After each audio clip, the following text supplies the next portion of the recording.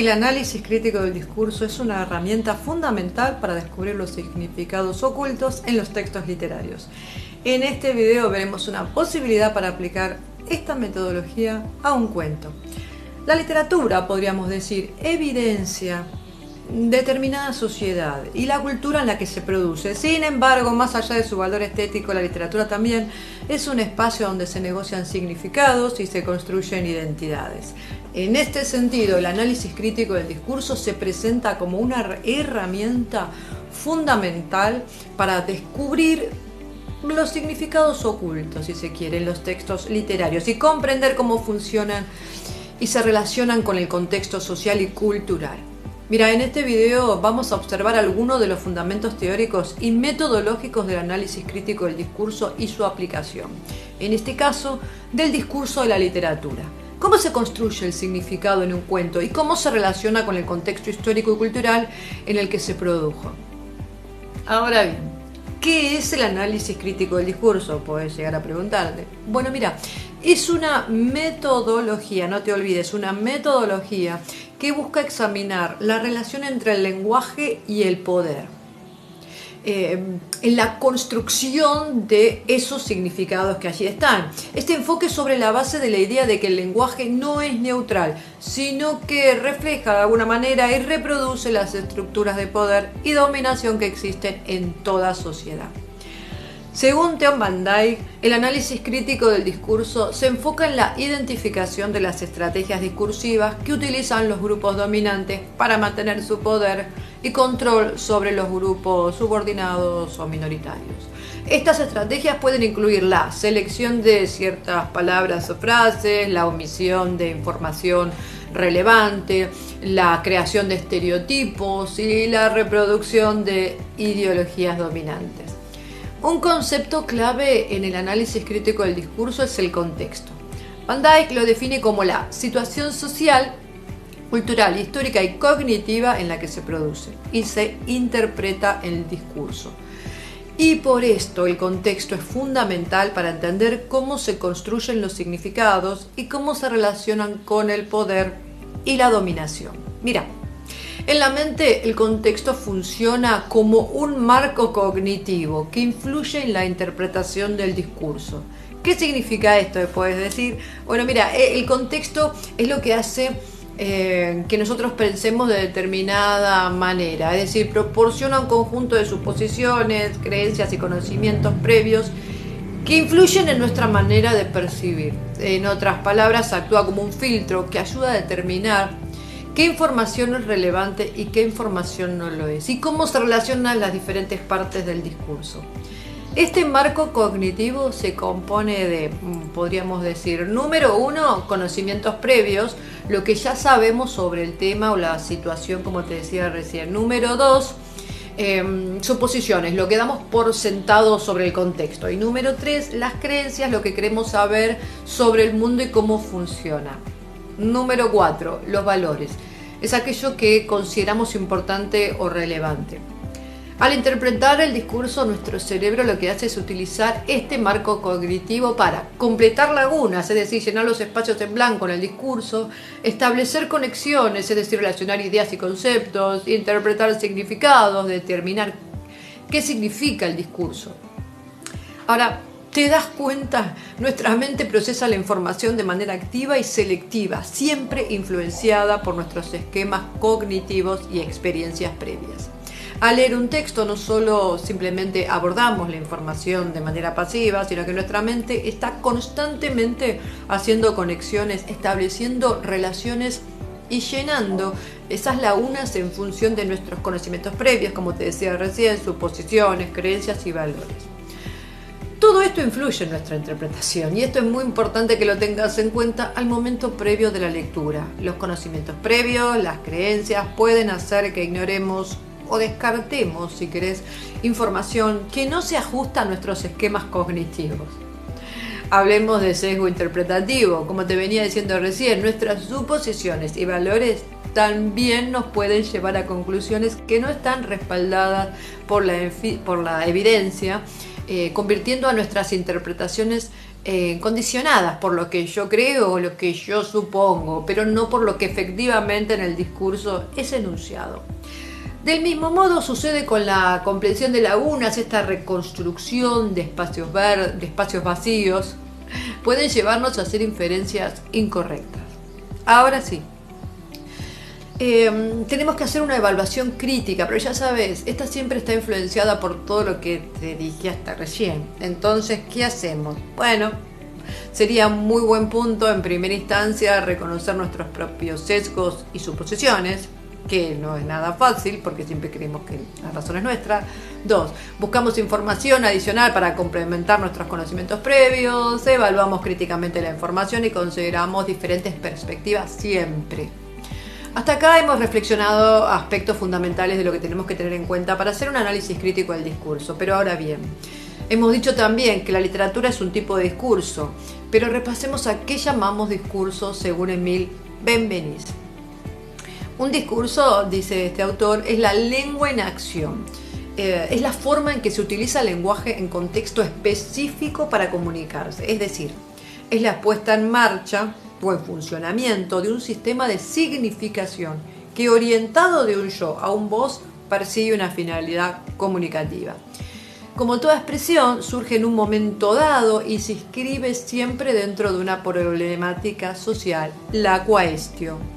La quaestio, según Aristóteles, es una problemática social en un momento determinado y, por supuesto, hay varias respuestas para esta cuestión. Obviamente que no todos vamos a estar de acuerdo, estas respuestas pueden ser académicas o no, las que demos, pero seguramente todos tenemos diferentes posturas ante una pregunta. Ahora bien, a través de toda la interacción social, lo que se establece es lo que llamamos la maquinaria discursiva. Y, por supuesto, hay un tipo de preguntas que sí tienen sus respuestas ya consensuadas. Esto podríamos pensar lo que se da frente a la información, la búsqueda de información que figura en los manuales, en las enciclopedias, ¿viste? Cuando exponemos o explicamos un saber momentáneamente compartido y legitimado. Pero ahora no parece tan fácil cuando las respuestas que se ofrecen no son aceptadas por todos, generando con esto más debate. Acá la finalidad busca ganar consenso, orientar el debate social y con ello la bienvenida a los argumentos. Pero tenemos que hacer un parate acá mismo. Aún en el caso de la ciencia y de los saberes legitimados, los discursos pueden tener múltiples propósitos, finalidades. Por ejemplo, puede haber un propósito profesional, por ejemplo, buscar, desarrollar conocimiento. El propósito inmediato de todo discurso es comunicar algo, con una sola intención, acuérdate bien, convencer. Obviamente, este discurso entra directamente o no en discusión con otros. Todos presentan una dimensión argumentativa. Se debe convencer de la veracidad de la información que aportamos o que aportan a través de datos, explicaciones y citas de autoridad acerca de un tema. Pero volvamos a la literatura porque ella no es inocente. Esto no significa que quien escribe lo haga con la intención de convencer. Pero mira lo que aporta Roland Barthes con respecto a lo específico en la literatura. Él dice que es un espacio de lucha ideológica. Dice que ella puede ser utilizada para legitimar y reforzar la dominación de ciertos grupos sobre otros, perpetuar estereotipos y prejuicios, silenciar voces y perspectivas marginadas, construir y reforzar identidades sociales y culturales. Pero también puede desafiar y subvertir la dominación, dar voz a los marginados, cuestionar y criticar la sociedad, promocionar la reflexión y el cambio. Y es en este sentido que la literatura es un campo de batalla ideológico, donde se libran luchas por la representación, la significación y el poder. Y es por todo esto que te estoy contando que debemos ser críticos y lectores conscientes de las implicaciones ideológicas de ella para entender de qué forma y cómo lo hacen para reproducir estructuras de poder y dominación, si ese era el fin. Ahora, si miramos los mitos, me gustaría pensar con vos, podemos entender cómo se construyeron, por ejemplo, los personajes de la tragedia. Mira, según Aristóteles, siempre se construyen dos tipos de personajes, uno ganador y otro perdedor, si querés. El ganador o el héroe tiene que tener ciertas características, como la virtud, tiene que ser moralmente bueno, tiene que tener inteligencia, sabio, coraje, debe ser valiente y dispuesto a enfrentar desafíos, debe hacer justicia. En contraposición, si nos ponemos a pensar al otro, que siempre tiene un vicio, moralmente es malo, es ignorante en alguna cuestión, es cobarde, es decir, no enfrenta los desafíos que el otro sí, y por supuesto es injusto y deshonesto. Con esto no te quiero decir que un personaje heroico es perfecto, sino que debe tener un error trágico que lo lleve a su caída. ¿Y por qué se han construido así? Porque, de alguna manera, la realidad humana, con sus virtudes y sus defectos, se supone que están representados ahí. Pero también para generar tensión, obviamente, tensión dramática y mantener al público interesado, para transmitir valores morales y éticos también, y por qué no, para fomentar la reflexión y el análisis. Pero ahora bien, ¿qué sucede con los espectadores, con nosotros, al leer o ver una película? Se sabe que experimentamos una serie de emociones, y si no, acordate vos cuando viste tu última película, y tenemos emociones y reacciones psicológicas que son fundamentales para la experiencia estética. Pero también generamos empatía con algún personaje, tenemos miedo, claro, ante la posibilidad de que algo le suceda, algo similar a los personajes.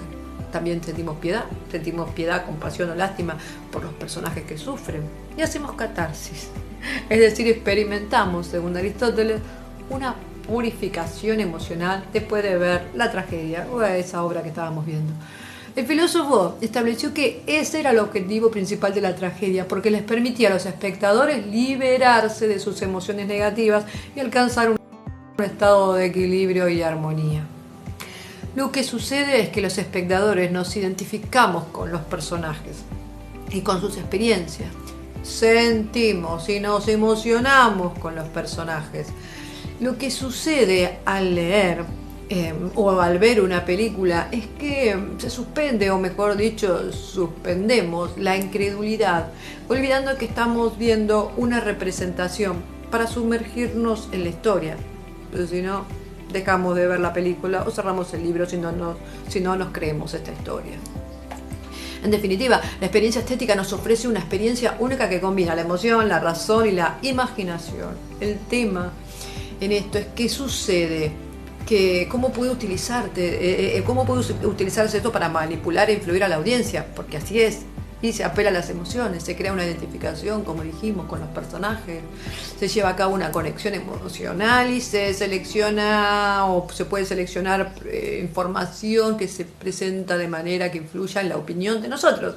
Y también se utiliza la repetición para esto, para emitir mensajes o imágenes que sirvan para reforzarse en nosotros.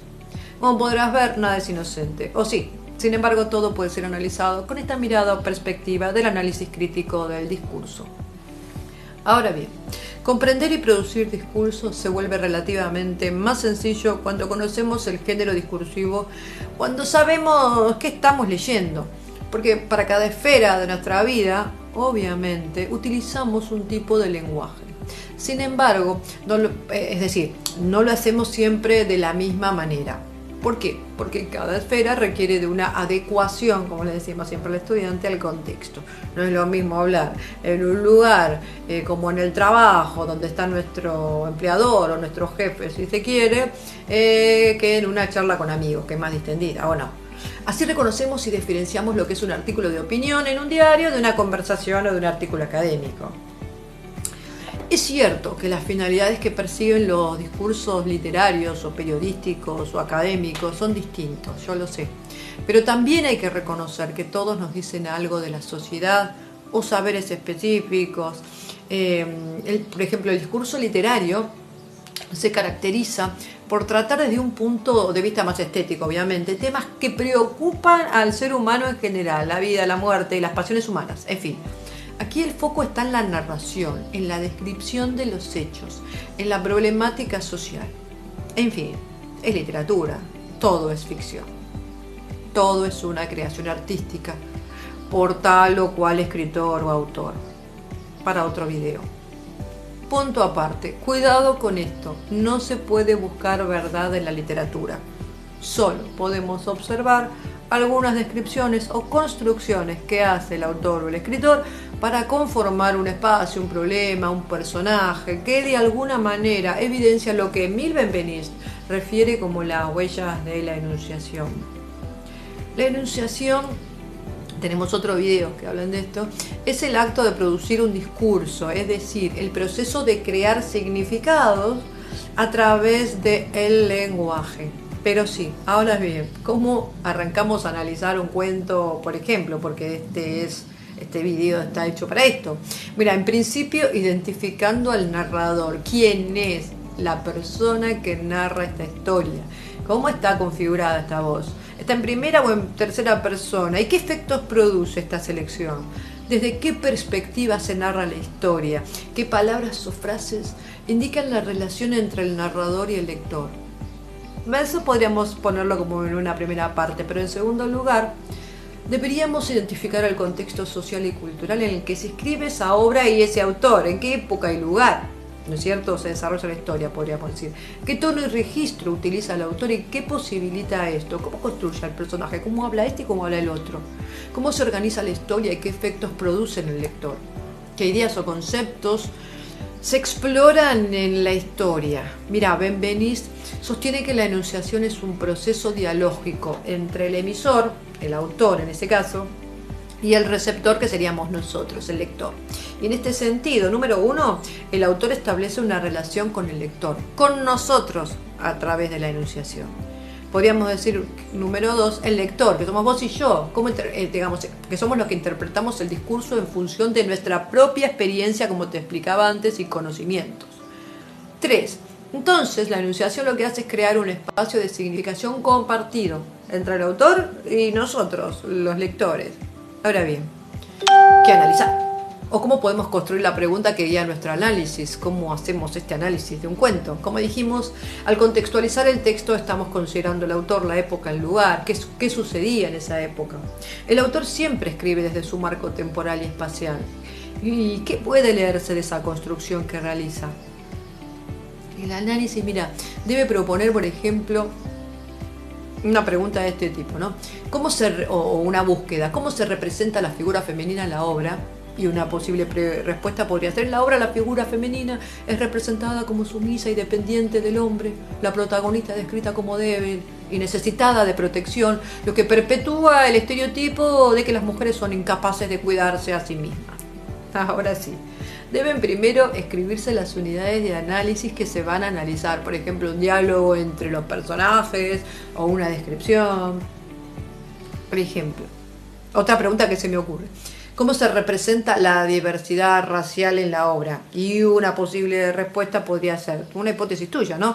En la obra los personajes de raza negra son representados como salvajes y incivilizados, lo que perpetúa el estereotipo de que las personas de raza negra son inferiores a las personas de raza blanca. Otra pregunta podría ser: ¿cómo se representa la pobreza en la obra? Si esa fuera la temática o el tema. O cómo son representados los personajes de pobres, ¿no? Que pueden ser representados como sucios e ignorantes, lo que perpetúa el estereotipo de que las personas pobres son inferiores a las personas ricas. O el estereotipo de la discapacidad. Digamos, una pregunta podría ser: ¿cómo se representa la discapacidad en esa obra? Y la respuesta podría ser: en la obra los personajes con discapacidad son representados como incapaces y dependientes, lo que perpetúa el estereotipo de que las personas con discapacidad son incapaces de vivir de manera independiente. No sé, ¿te diste cuenta de qué estamos hablando cuando analizamos un texto a nivel discursivo y no literario? Mira, te voy a dar algunos pasos para poder hacerlo y llevarlo a cabo de forma escrita. Número 1, información del libro. Coloca en tu primer párrafo el título del libro, el autor, la edición, el año de publicación, siempre con las normas APA. En este caso, 7ª edición. Eso en tu primer párrafo. Abajo, en tu segundo párrafo, presenta al autor. Pon las características más importantes de su vida, de su narrativa, ¿no? Y por supuesto, en otro párrafo, número 3, el género. ¿A qué género pertenece el cuento? ¿Qué significado se reproduce con este género? Es decir, el texto pertenece al género de la literatura, cuento considerado realista, por ejemplo, y algunas de sus características. Abajo y en otro párrafo, número 4, finalidad, marco y campo. Acá podríamos poner cuál es la finalidad del cuento, o cuál es el mensaje, o en qué contexto se desarrolla, un poco, brevemente. También podríamos agregar qué campos de estudio se relaciona también con este cuento, o por cuál campo puede ser tomado.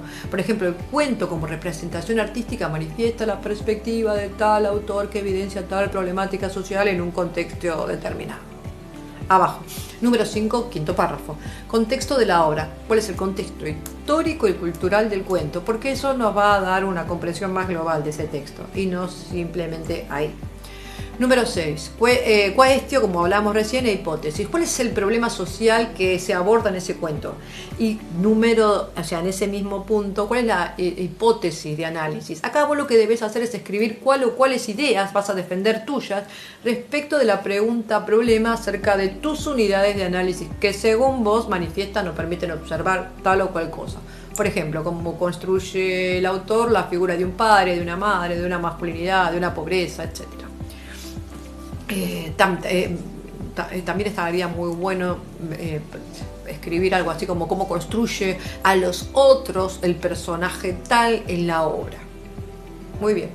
Número 7 creo que vamos, abajo, en otro párrafo. Acá tendría que ir el punto de vista tuyo, es decir, acá deberías escribir tu argumento principal, apoyado teóricamente en un párrafo, es decir, porque es importante o crucial evidenciar tal o cual cosa. Abajo, en el punto número 8, digamos, irían los argumentos del autor, que acá los podríamos poner como unidades de análisis elegidas. Esos diálogos, esas expresiones que vos elegiste. Ahí lo que tenés que hacer es copiar literalmente esas expresiones o unidades de análisis que te permiten evidenciar lo que vos querés decir. En cada párrafo, por separado, analizás esa frase, ese diálogo, esas expresiones subjetivas, explicado desde las teorías vistas como por ejemplo Van Dijk en nuestro caso, Austin, Benveniste, Foucault, Bourdieu y todos los que hemos visto, ¿no? Todo aquello que vos identificás para explicar lo que estos autores señalan que se está haciendo a través del y con el lenguaje, explicando lo que acabo de explicar anteriormente en la primera parte del video. Cada vez que hablamos, digamos, no decimos verdad, decimos subjetividades. Bien, ¿quién es el sujeto que enuncia en el otro párrafo? Porque la ideología es importante, es crucial, es información muy importante para identificar quién es el que enuncia y así podemos comprender desde qué perspectiva lo hace.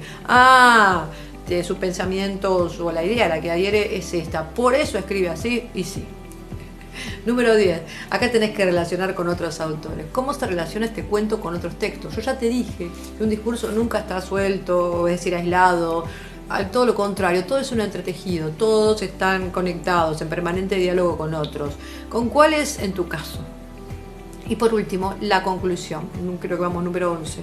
Vuelta a la hipótesis. Acá tenés que parafrasear y dejar por escrito la importancia de tu análisis para esta sociedad en la que vivimos y para quien quiera leerte, por supuesto.